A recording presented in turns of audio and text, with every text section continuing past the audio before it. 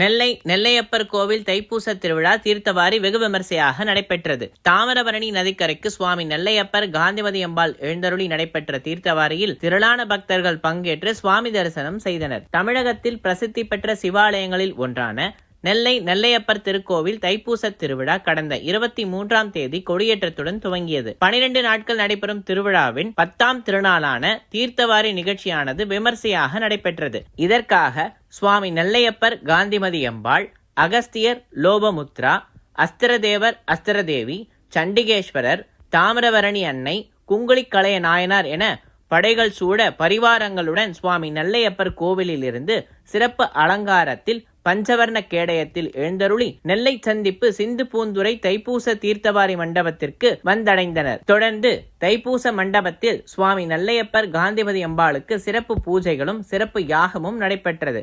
பின்னர் சுவாமி நெல்லையப்பர் காந்திமதி அம்பாளுக்கு பால், மஞ்சள், தயிர், இளநீர், பஞ்சாமிர்தம் உள்ளிட்ட பல்வேறு வகையான அபிஷேக திரவியங்கள் கொண்டு சிறப்பு அபிஷேகமும் மகா கும்ப அபிஷேகமும் நடைபெற்றது. இதனைத் தொடர்ந்து அஸ்திரதேவர் மற்றும் அஸ்திரதேவியை மேளதாளங்கள் முழங்க ஊர்வலமாக தாமிரபரணி நதிக்கரைக்கு எடுத்துச் சென்று தாமிரபரணி நதிக்கும் அங்கு அபிஷேக திரவியங்கள் கொண்டு சிறப்பு அபிஷேகம் செய்து தீர்த்தவாரி நிகழ்ச்சி விமர்சையாக நடைபெற்றது.